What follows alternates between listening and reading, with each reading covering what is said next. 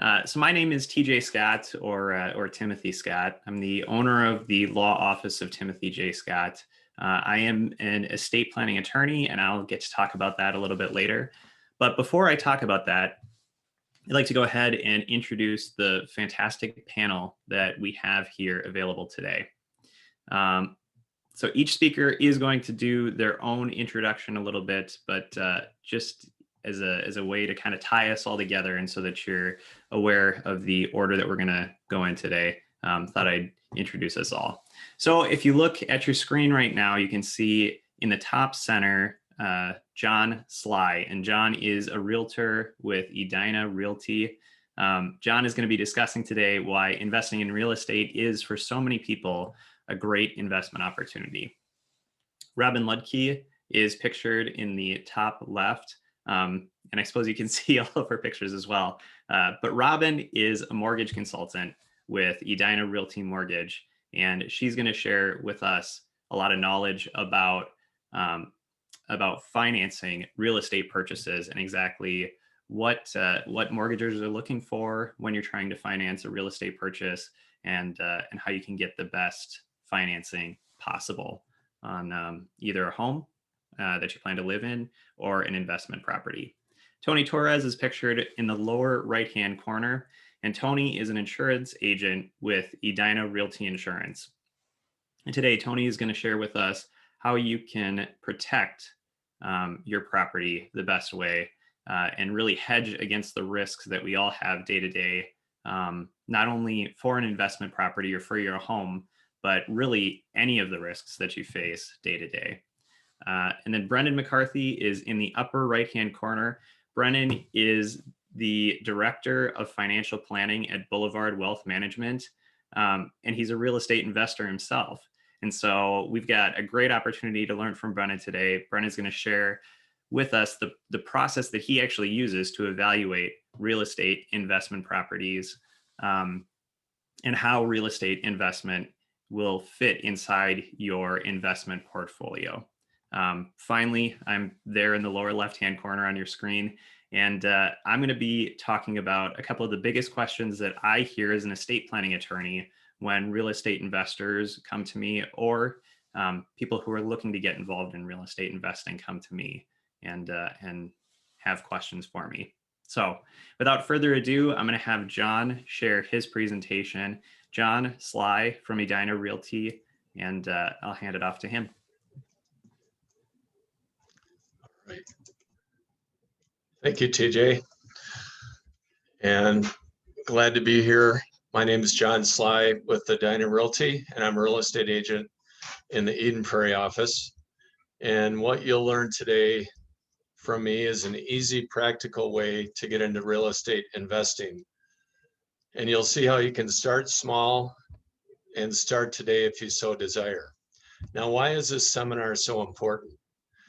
Well, an interesting fact is that homeowners are worth 43 times more than renters, according to a Federal Reserve study that was done in 2019, which is the last time they did a study on consumer finances. And what they found was that homeowners were worth $255,000 versus $6,000 for renters. Now, does that mean everybody should have the goal of owning their own house?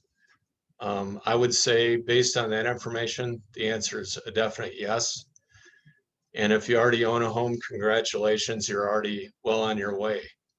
But what I'm going to show you is an easy way to get into real estate investing, one house at a time, by buying houses for your own use, living in them, and then when you're ready to move, deciding whether or not you want to turn some of your real estate holdings into rental properties. So to help me do that, I'm going to share a story, a true story about a couple named Bill and Mary. And when they were in their 20s, they were a lot like other 20-year-olds, and that they would move from city to city, renting apartments, and they'd move from apartment to apartment. Finally, they settled in the Twin Cities, and they were sitting on their sofa one day, And Bill turned to Mary and he said, "Mary, have you ever met a wealthy renter?" And Mary thought for a moment and she said, "Bill, I don't think I ever have met a wealthy renter." And he said, "Well, neither have I."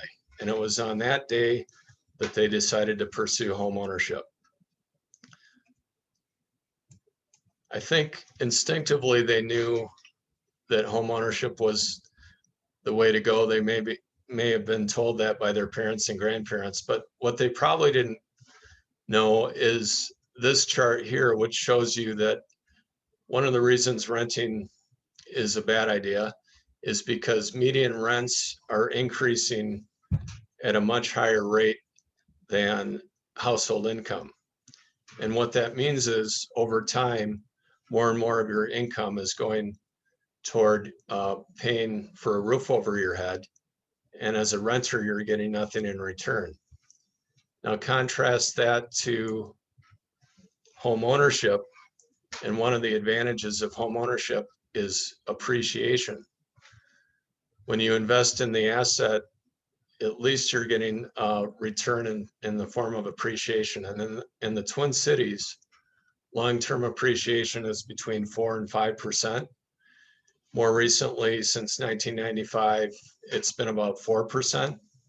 And a lot of that's due to the Great Recession, and the returns were in the negatives in those times. So figure about a 4 to 5% appreciation. Now, when you purchase a home, typically you would get a mortgage and get a fixed rate mortgage either for 15 or 30 years. And another advantage of home ownership is you're locking in your monthly mortgage principal and interest payment. And the only variable would be the insurance and the real estate taxes. But at least you're creating a hedge against inflation for most of your payment. So between the two, the appreciation and locking in your payments, to a certain degree, you're building equity over time, which is the difference between what the property is worth and what you owe on the property. So getting back to Bill and Mary, after their conversation on the sofa, they decided to get into home ownership, and they bought a little starter house in Bloomington in 1988.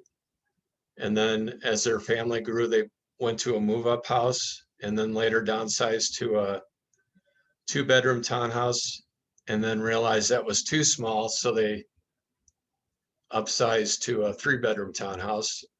And over that period of time, they were able to build equity of over $400,000. Now, had they continued to rent, the total equity they would enjoy today would be a big fat zero. So you can see how Bill and Mary built a foundation of wealth by buying and selling real estate for their own use. But what I'm interested in, and you might be too, is what would have happened if Bill and Mary had been maybe held back a couple of their properties and rented those out rather than sell them. What would that look like if they kept the starter house, for example, and the move-up house and turned them into rental properties? So let's take a look at what their financial situation would have looked like. And this is what I call Bill and Mary's alternative wealth building plan of buy, hold, and rent. The little house in Bloomington would probably rent in today's market between $1,600 to $1,700. And when you're in the rental property business, you always want to take into account vacancies. So we're going to figure about a 5% vacancy allowance. And when you take out operating expenses, they would be generating about $12,000 a year in income after expenses, which is pretty good considering their initial investment was only $4,000. Now let's take a look at the move-up house. 4-bedroom, 3-bath house in the southwest suburbs would probably rent for around $3,500 minus expenses. Bill and Mary would have been able to generate in today's market probably $25,000. And that would be more than their initial down payment when they bought the house. So had Bill and Mary kept those two properties, they would now have a rental property portfolio of over $800,000, and they'd be generating $37,000 a year in income. So as you look at your real estate purchases, you might already own houses, or maybe you're a first-time home buyer. Just think about real estate as a possible investment, and rental properties are one way to go about it. And this would be an easy way to do it, since you already own the property, and you wouldn't have to put 20% down to buy an investment property. You would be able to put as little as 3% down, because you're buying for your own use. So anyway, here's a picture of the happy couple, Bill and Mary, walking the beach. They did not get into the landlord business, but they're still smiling because years ago they made the decision to get into home ownership, and were able to enjoy the equity that they built up over time. And they invested their equity in other ways. You know, they sent the excess equity to their financial advisor, I'm sure, and invested in different ways other than rental properties. There are a couple of books I'd like to recommend. One is Building Wealth One House at a Time by John Schwab, and the other is The Automatic Millionaire Homeowner by David Bach. Both excellent books if you want to get more involved in real estate investing. Those are great books to get started. And finally, if you would like to schedule a real estate consultation, if you're a first-time home buyer, or if you already own property and you want to try to figure out what to do with your real estate, I'd be glad to help. Just call me, text me, or send me an email, and I'd be glad to talk it over with you. So anyway, I would now like to introduce somebody who can help finance your home purchase. And she's been in the mortgage business for 25 years. Somebody I recommend all my clients to, Robin Lukey of Edina Realty Mortgage. Thanks, John, very much. All right, bear with me just a minute here.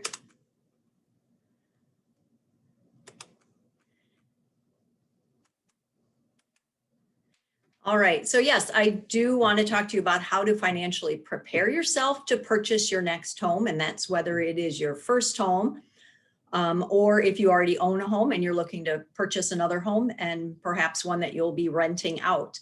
I have been in the mortgage business for many years. Edina Realty Mortgage, we are a loan broker, so we have many different companies that we can broker our loans out to, which is terrific because we can always find an investor for each different type of loan or different niche that we might have from different buyers. So it gives definitely some advantages with that. One of the most important things to understand before you're going to purchase a home is to make sure that you have your credit prepared to purchase. It's important to know this ahead of time. So if you're looking at buying in the next 3 to 6 months, you really want to pay attention to your credit. And I'm going to give you some hints on how to best prepare yourself for that.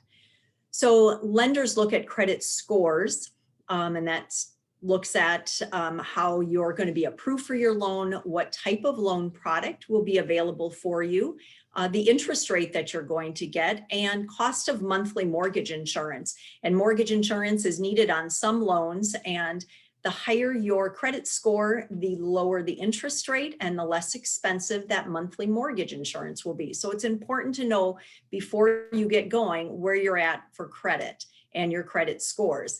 Here's some great information. People usually don't know how your credit score is determined, so this is going to give you a really good idea. So 35% of your credit score is determined on your payment history. So are you making your payments on time? You always have, if you have a due date of the first of the month, you always have a little bit of a a cushion there. But if you don't get that payment in within 30 days of the due date, that creditor will turn your late payment in to the credit bureaus. And that is going to have a negative impact to your credit scores.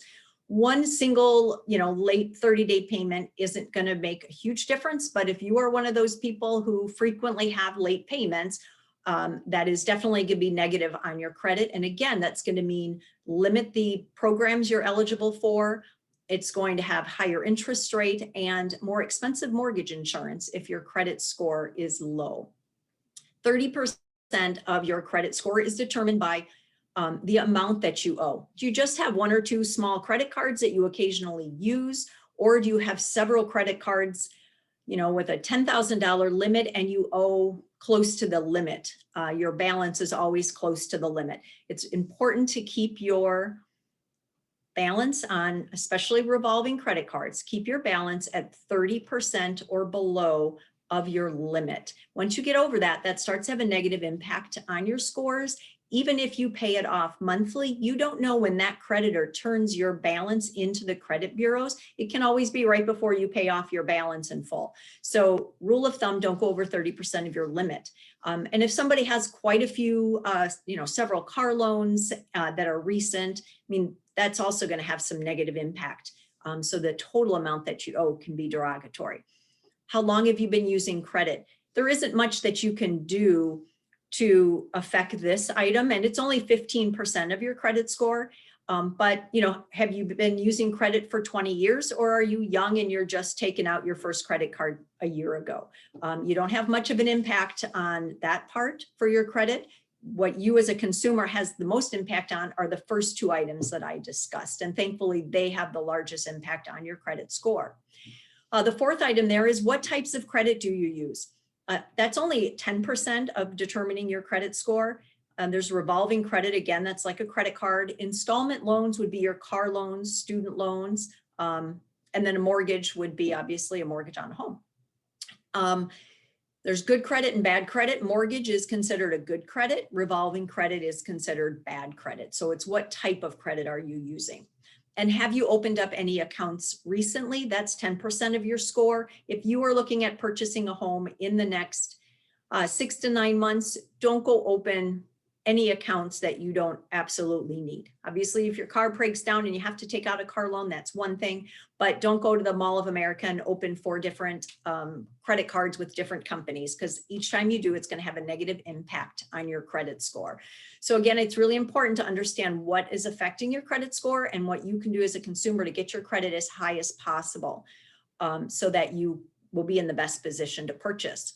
The information that is on your credit report, obviously your personal information, name, address, social security number, date of birth, what type of accounts you have, and your credit history, how you've been making those payments, who has pulled your credit report over the last 2 years, and also any bankruptcies, foreclosures, liens, or judgments. Those negative derogatory items on your credit can stay on there for up to 7 years. And sometimes if it's a collection, those collection companies, they can turn it over to another company and it can start all over again. So just know those are going to be on there for quite a while. You are entitled to a free credit report annually. So I do suggest that you go to annualcreditreport.com or call the number here on the screen and get your free report. It does not give you credit scores, but you can at least look at it and see if there's anything on there that doesn't look accurate. If someone says you had a late payment and you know you didn't, that would be the time to get that repaired and corrected, so that when you are ready to have your credit pulled by a lender, you have the best credit scores that you can at that time. I want to touch on the different types of loans that are out there for financing a home purchase. And conventional loan is the most common. I would say 95% of my buyers use conventional loan financing. Every year, the maximum amount for the loan increases slightly based on prices in the market for homes, and that they increase. So currently, the max loan amount is $548,250. $548,250 is the max conforming loan amount. Conforming loan can be used for a primary residence and also an investment property. 3% down is the least minimum down payment for a primary, but 20% typically is going to be an investment home. So if you're just purchasing it to rent it out, you need the 20% down.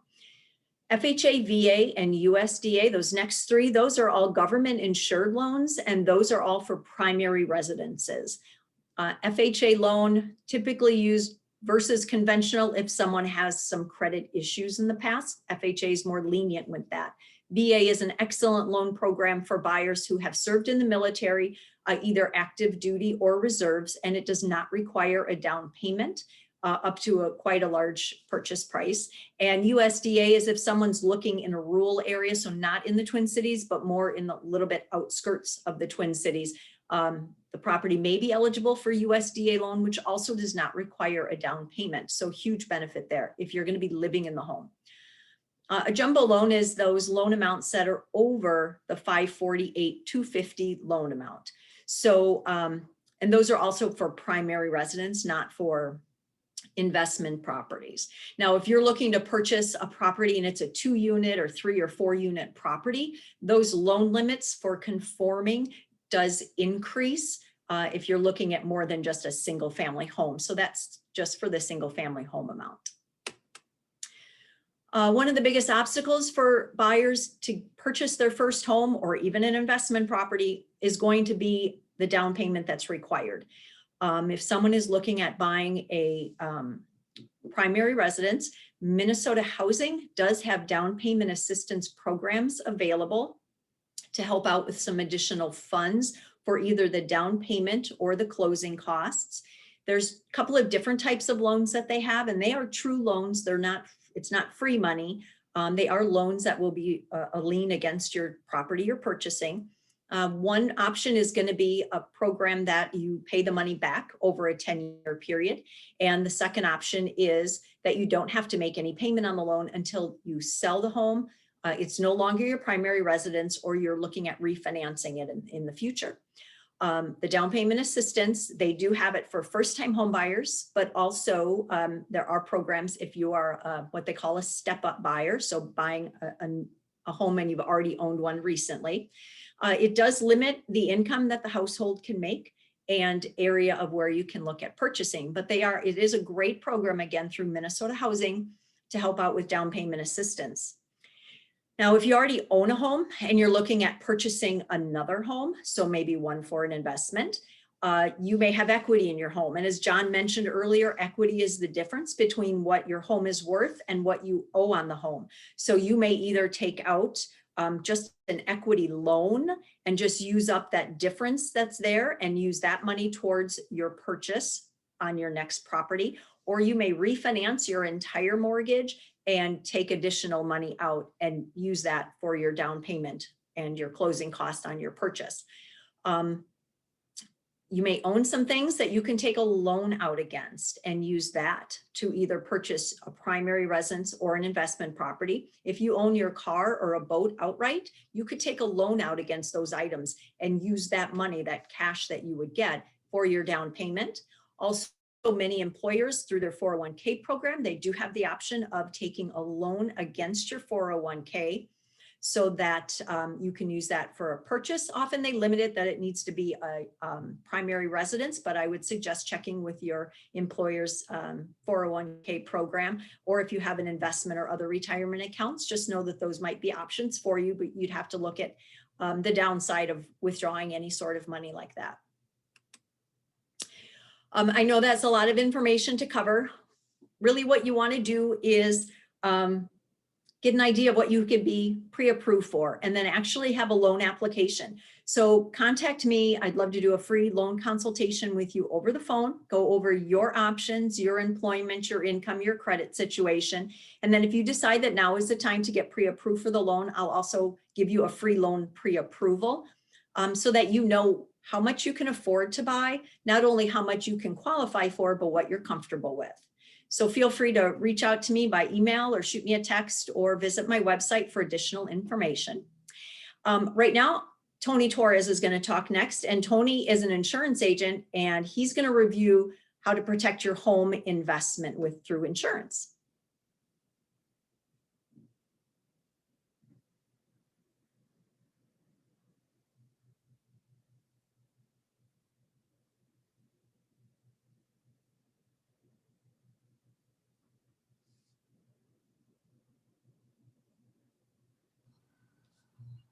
Hey, Tony, you're on mute.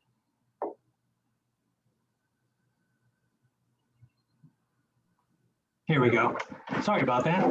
Again, Tony Torres with Edina Realty Insurance, and we're going to be talking about how to protect that real estate investment today, and make sure that you've got good coverage for your property. First of all, what affects your insurance rate? The first thing, and that's something that Robin already covered, was your credit score. Credit score will impact your insurance rates, and it could impact it by anywhere from $300 to $700 a year, depending on your credit score. So the better your credit score, the better your rate. The location of your property, different carriers, and one of the things that we are at Edina Realty is a brokerage, so we quote with multiple carriers, but different carriers are going to have sweet spots or different locations that they'd like to insure properties in. So location, the zip code you're in is going to impact your rate, the coverages that you choose, occupancy, whether it's owner occupied or non-owner occupied, the age and the type of the home, and some of the liability questions around the home. Basic coverages that are included in all insurance policies. Number one, the dwelling, the actual structure of the building that you're purchasing. Any other structures like detached garages are going to be covered, or fences.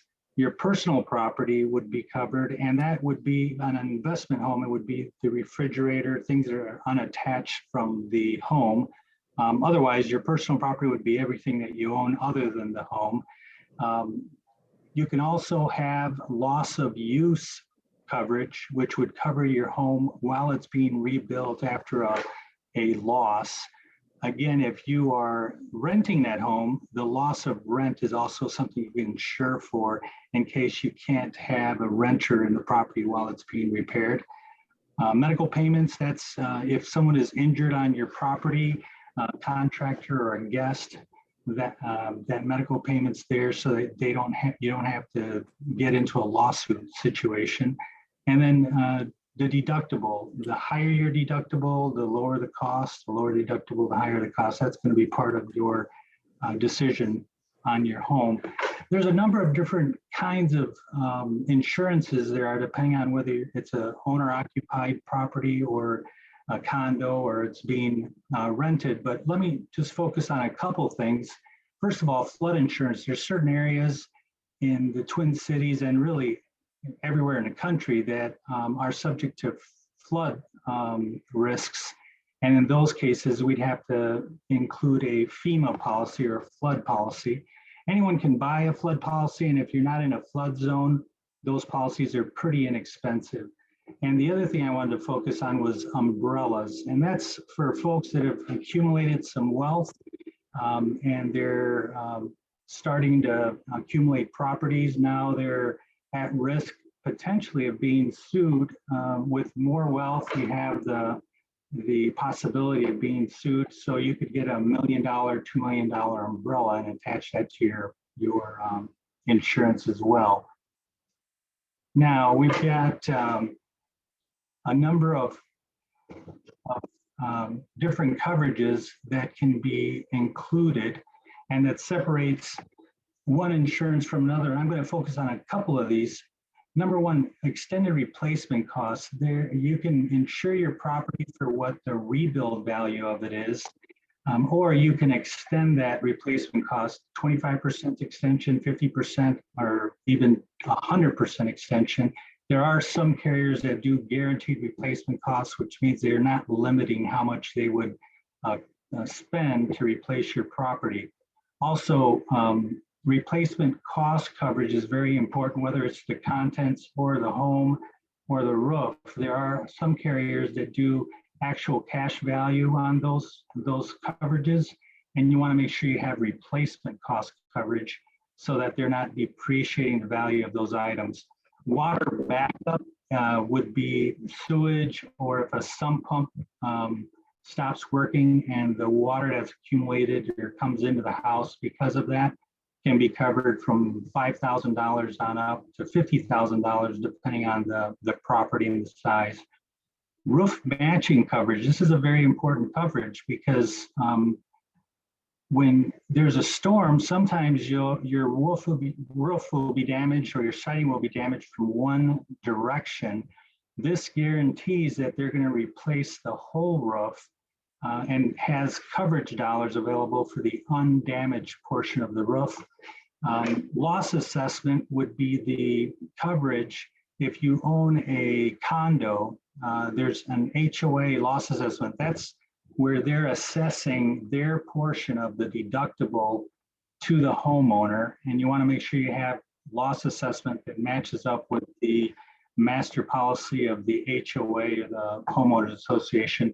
And finally, buried lines coverage is important, particularly on an older home, because the sewage pipes have a tendency after 50, 60 years to collapse or to maybe have a tree root grow through them to the point where they have to excavate your lawn. This coverage would give you $10,000, $20,000 to make sure that is covered. Here's some underwriting and inspection concerns, things that might either cancel a policy or where an inspection occurs after the policy's been put in place and now they're asking you to make changes to that property. Number one, pools that don't have a fence around them are a liability for the homeowner. Broken windows, any damaged, whether it's an attached structure or part of the home, any damage could be a potential issue. The breed of a dog, small dogs like Chihuahuas or Shih Tzus are not a big deal, but if you own a pit bull, there's some carriers that do not accept those. So you make sure you disclose that when you're getting a quote. In properties that were older than 1970, there's a risk of asbestos or lead paint. And those aren't an issue for most carriers, but you want to make sure that the paint's not cracking or chipping or that the asbestos hasn't been touched or disturbed. Overhanging trees on over the home or over the garage can be a concern. Burglar bars that don't have a quick release to be able to escape, particularly during a fire. Also, unsecured doors that open into a future deck that hasn't been built, that could be a concern. What can you do to obtain better rates? We talked about cleaning up your credit issues, making sure that you enroll in automatic payments, particularly with a checking account is going to be the least expensive. Bundling with a carrier, your home and auto and different insurances will give you better rates. Make sure your shopping rates, talking to your insurance advisor on a regular basis, and if you can, pay in full. One of the things that happened last month is I quoted a person that had been with a carrier for about 15 years, and after reviewing their policies, we were able to drop their cost from over $1,000 a month on their auto to about $300 a month and saved them nearly $8,000. So there's an example of the importance of shopping. If you have any questions or if you'd like a free review, feel free to give me a call or email me and reach out, and I'd be more than happy to go ahead and do a quick quote for you at no obligation. I'd like to introduce the next speaker, Brennan McCarthy. He's a certified financial planner with Boulevard Wealth, and he is focused on helping clients create wealth. Go ahead. Awesome. Thank you, Tony. Give me 1 second here. I think I'm sharing the wrong screen. I hope you guys are ready for a wild ride here. No, I'm just kidding. It'd be nice to see everybody. I can only see the 5 of us, but it's good to see you 5 still at least. So Thanks for the introduction, Tony. My name is Brennan McCarthy. I'm a certified financial planner with Boulevard Wealth Management. I'm also the director of financial planning. And my role with the firm is our primary advisor for our young professional clients. Also, my scope of excellence within the firm as an advice giver is advising our real estate investor clients, specifically on their real estate investments, but more importantly, how that integrates with their overall financial plan and their whole picture. So over the past 4 years, I've found success by adding rental real estate investments to my overall financial picture as a complement to other components to it. And I've built up to about 8 rental units at this point. So what I wanted to do is just share my process with you, specifically how I go about identifying properties and trying to find the properties that are going to produce the most really return for me. So I'm focusing on numbers now. I'm a numbers person. Like I said, there's a lot here, so don't hesitate to ask questions or stop me or anything in the meantime. So first here, I just wanted to show you a little picture of personal experience. This is one of the main reason why real estate's become an attractive way for me to build my wealth, is because I can spend my time and my energy and my money into adding value to my property.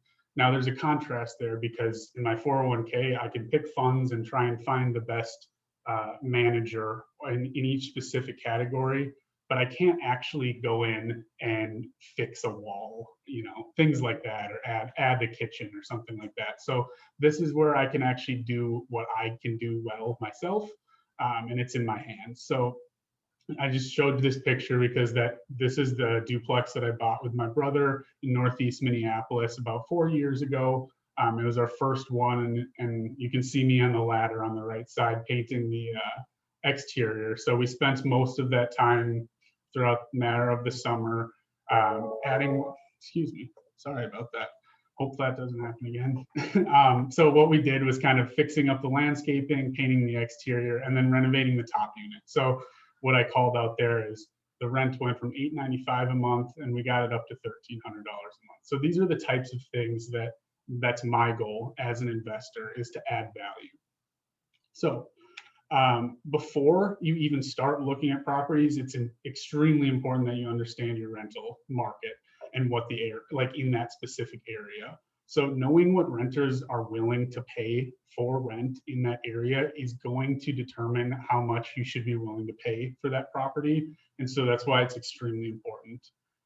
So I want to run through a very quick case study and kind of take a look at 2 different properties in the same area, and we'll look at them purely as investments and then kind of determine from there which is the better investment or which is the better property. So we'll look at these 2 properties here. So first on the left is a single family home. It's listed at $285,000. Both of these properties were on the market a couple weeks ago.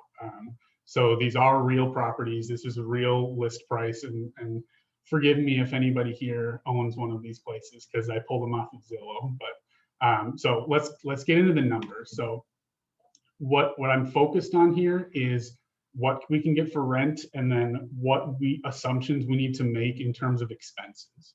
So first, with the single family home, it's a 3-bedroom, 2-bathroom. I know from the Northeast Minneapolis rental market that a single home that's well renovated with 3 bedrooms, 2 baths can typically get around $2,000 a month.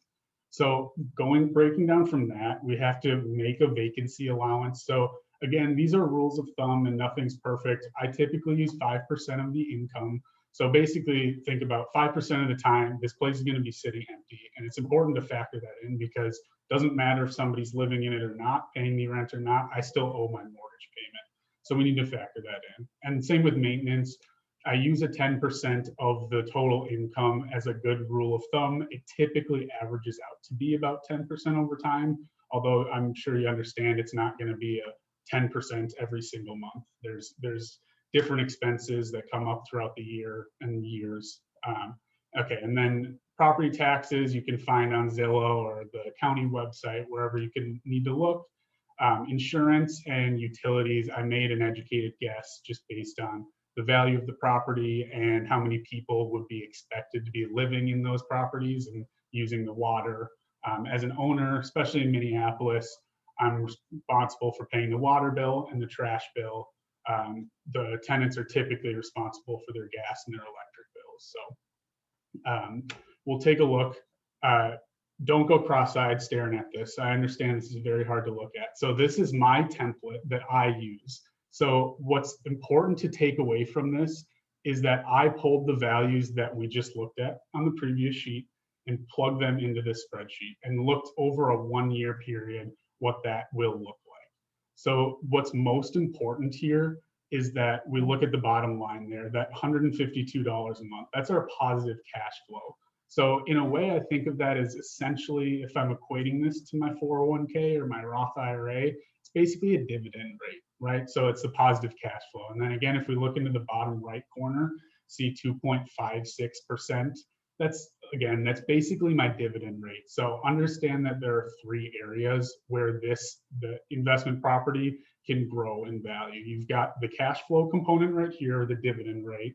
We've got principal pay down. So every month I'm paying the mortgage and the value, that balance is going down. And then finally, we've got property appreciation. So John talked about in his slide, typically around 4% per year, this property is growing on top of the income and from the principal pay down. So this is just a single component, but this is important to the cash flow piece. And so that's how I take a look at these properties. So let's take a look at the second one. So the second one is a duplex. So there's 2 units. It's a 3-bedroom, 1 bath that I estimated would go for about $1,500 a month in rent. And then there's a 2-bedroom, 1 bath that'll go for about $1,300 a month. Assumptions wise for expenses, same thing. Vacancy, maintenance, assumptions are the same. Property taxes were pulled directly from the county website. And then insurance is going to go up fairly a bit because the value of the property is more. There's more people living in it as a duplex, things like that. The same goes for the utilities. There's more people taking showers, so using more water, etc. And the utilities will be a bit higher. So let's take a look at that one now.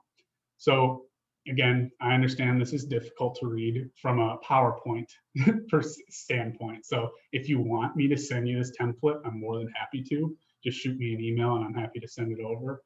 But again, my eyes go to the bottom there. Now that we've filled in all those blanks, we've got a positive cash flow of $406 per month. And that equates to, on the bottom right, we've got about 5.8% dividend rate again, right? Think of it that way. So if we're looking at these 2 properties, which is the better investment? So obviously the duplex is the better investment in this scenario, and that's not always the case, but that's why we go through this process, is to take a look at these and make sure we know on an average year or average month, this is approximately how much cash flow this can produce for me. And you can see in terms of cash flow, this duplex is almost twice as good. So that's another piece, 2.5% versus 2.6 versus 5.8. So the other thing you have to understand is that it takes a while to get comfortable with these numbers. I've spent 4 or 5 years plugging these properties into this template and just testing everything out. So understand that it's not just a quick, simple, let's check it. Okay, good, let's go buy it. No, it is a process, right? And so understanding that, spending more time and what expense goes where on the spreadsheet, and also how I should be making these assumptions are important. So thanks for hanging in there with me. This is the analysis piece, like I said, so this is very numbers heavy, and I know there's a lot of information thrown at you in a short amount of time. So please reach out to me if you have questions or you want to learn any more about the analytics, the numbers piece of this. I'm more than happy to sit down. I'm very nerdy about this stuff, so I love it, and I love talking about it. So again, I already have a couple one-on-ones scheduled with a couple participants here and to meet at a coffee shop or over WebEx, take a look at the template or take a look at a property that they like and kind of analyze it from a numbers perspective. So that should be all. I wanted to introduce TJ. So TJ, I talked at the beginning. He's an estate planning attorney who helps families draft their legal documents. So as a financial advisor, I've unfortunately seen when people don't have these documents in place. So we're always recommending to every single one of our clients that they need to work through these documents. And especially when real estate is involved, it can become a little bit more complex, adding to the need for these documents. So take it away, TJ.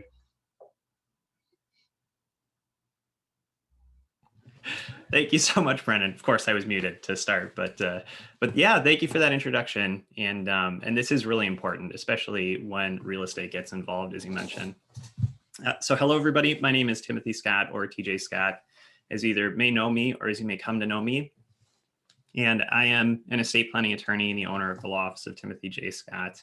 And as an estate planning attorney, it is my job to help my clients to get their affairs in order, so that when something happens to them, their family is well cared for, and their family can avoid conflict and court and all the trouble that comes with that. I'm so happy to be here with you today. And today I'm really going to focus on a couple of the biggest questions that I get, either from real estate investors or people who are considering making an investment in real estate. And those questions are, how do I protect my investment during my life?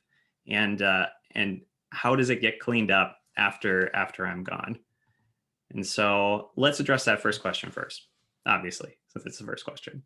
How can I protect my investment during my life? And generally, when people come to me with this, they're thinking a couple of different things.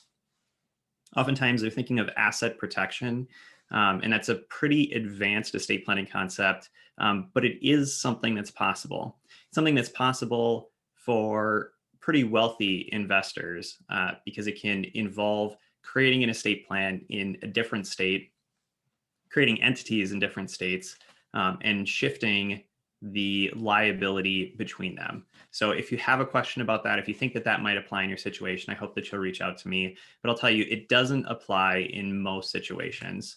Another question that I get often is, can't I just form an entity and then avoid any liability for that property?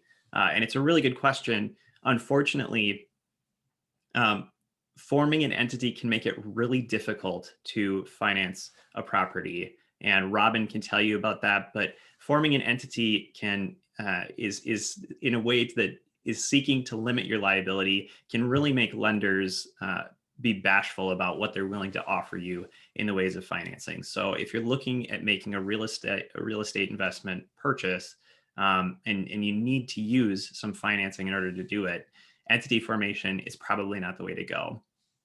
But something that everybody can do, and we got to hear about this from Tony Torres, is making sure that you have the correct insurance in place, and making sure that you have insurance in place that is going to take care of you and that's going to cover any kind of losses, any kind of risks that might be presented by your real estate investment, whether it's your home or whether it's a rental property.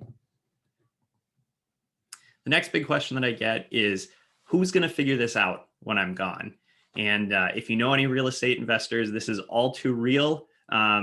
It can often be kind of a mess trying to figure out your way through it. And so who is going to figure it out? Well, there's good news and there's bad news. Unfortunately, it's the same thing. The good news and the bad news is that the state has a plan for you. And it's probably a plan that you're not going to like, because that plan is going to involve court.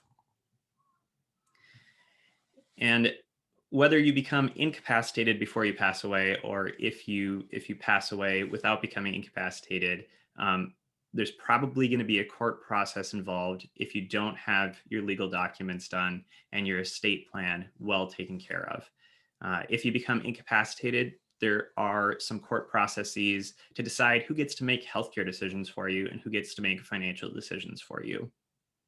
If you pass away, and you don't have the correct documents in place, there are going to be court processes to decide guardianship, and a court process called probate that is going to decide how your assets are distributed.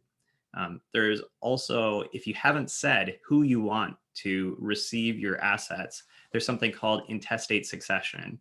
And that's really the state making their best educated guess as to who you would want to receive your assets.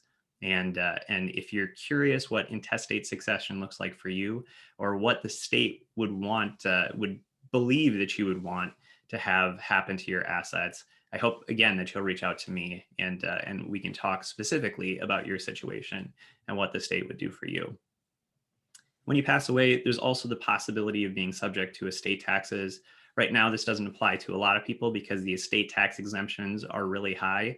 But if you're worried that it might apply to you, or if you're worried that you're inching up towards the estate tax exemption, again, I hope that you'll either reach out to me or another estate planning attorney who can help you get that figured out. I just hope you reach out to me.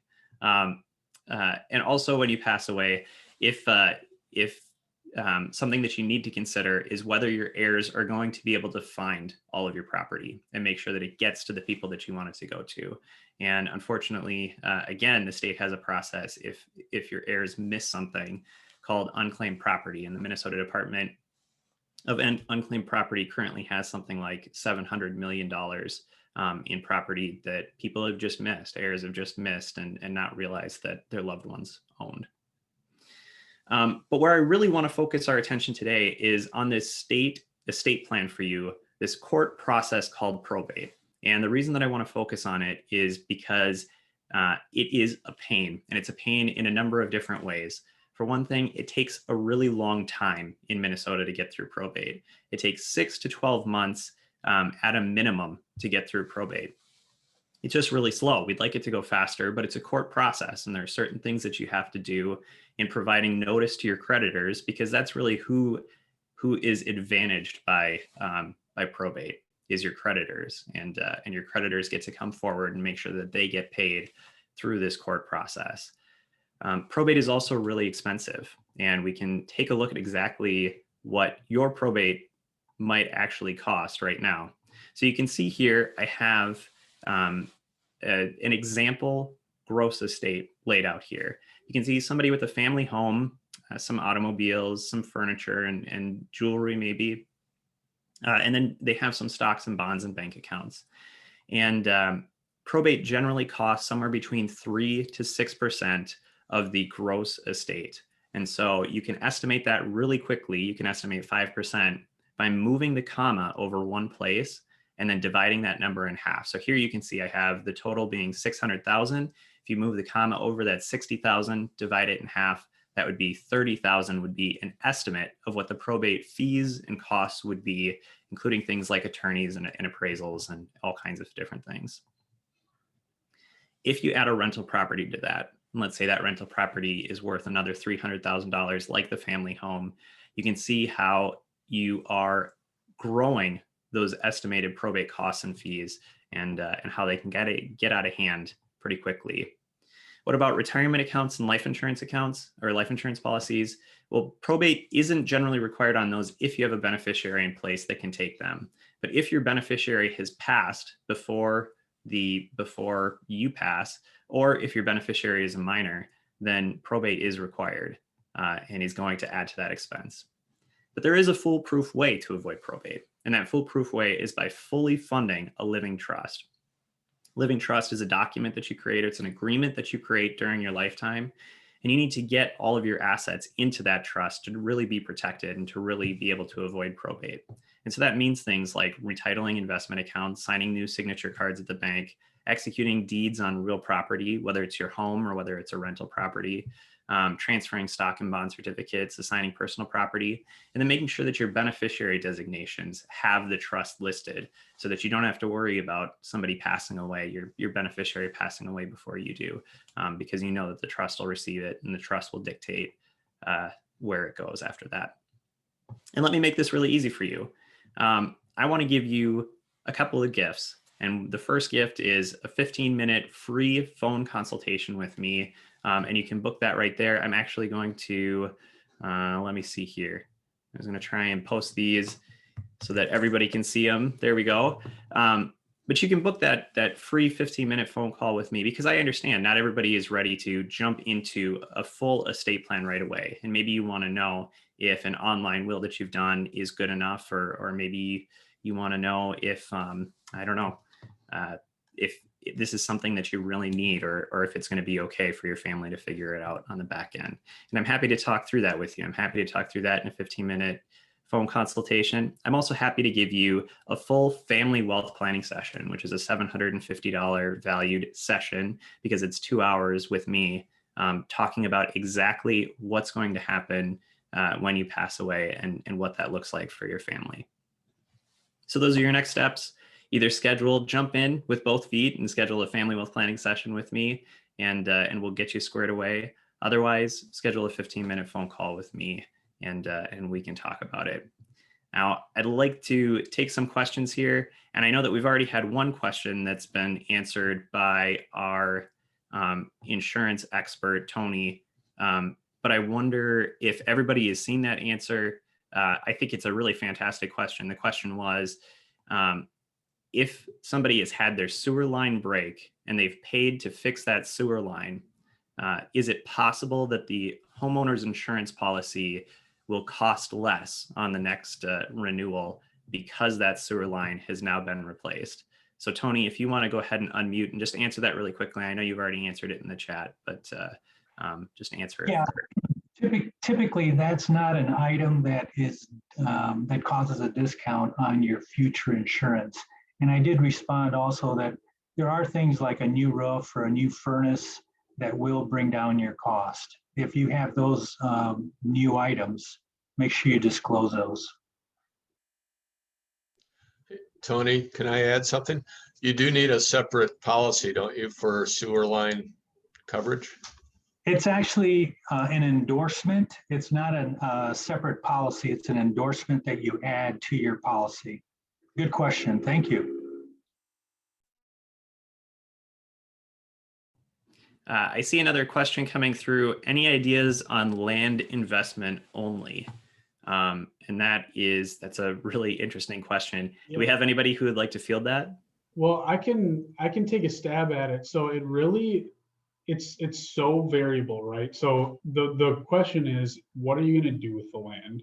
What makes the land valuable? Is it going to be land that you're going to eventually develop, or is it just land that you want to purchase, let hopefully grow over time and then sell? Because the difficulty there is you owe property taxes. So for most people that buy land, it becomes a pure expense if there's nothing that you're doing on the land to produce an income. So I would focus on trying to figure out what you can do with that land to bring in an income. I know a lot of people could get it farmed or rent it out to a farmer, or like I said before, develop it into something that would be a property that could eventually be producing income. So I'd look at it from that perspective. But again, that's through my eyes. I know there are other people that are a lot more qualified to talk about land investments than I am. So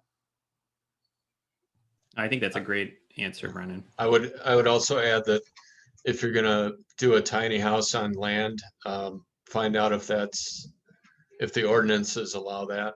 So you have to be real careful about how you use the land, because the local government authorities might not like you to have a tiny house on the land. So there are all kinds of things to think about. Great. Thanks, John. Thanks for bringing your knowledge to that as well. I've seen a question pop up a number of times. Is there going to be a recording of this, and are we going to share the recording? And yes, I would like to say we are going to be sharing the recording. And thank you for attending if you've been able to attend. I'm not seeing any other questions coming through right now, but I'll give it just a minute here if anybody else has a question that they'd like answered.